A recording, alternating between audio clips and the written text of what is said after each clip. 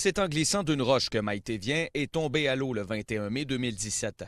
S'en est suivi 23 jours de recherche. Au 24e, son corps inanimé est retrouvé dans le deuxième bassin de la rivière Jean-Larose. Pour la coroner André Kronström, il est utopique d'interdire l'accès au plan d'eau du Québec, comme celui où Maïté Vien a perdu la vie.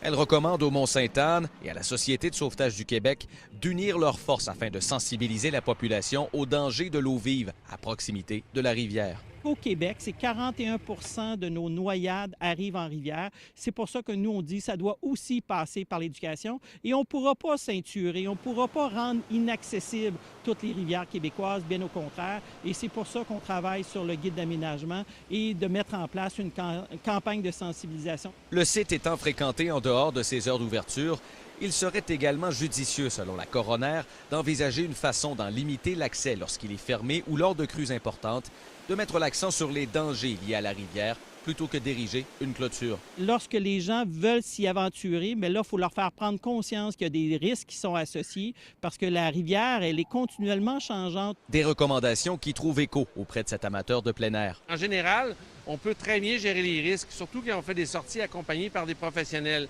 Mais il y a des règles de base que toute la population devrait apprendre par rapport au respect de du statut d'un cours d'eau. Si le cours d'eau est très fort, l'eau vive, ça peut vraiment nous emporter très loin. Pierre Voyer, lui, se souvient très bien les longues heures de recherche aux abords de la rivière. Ceux qui ont fait de la recherche là, sont encore affectés par ça. Moi, j'en suis un. Je suis affecté par son décès encore quand je passe là et que je vois cette affiche-là.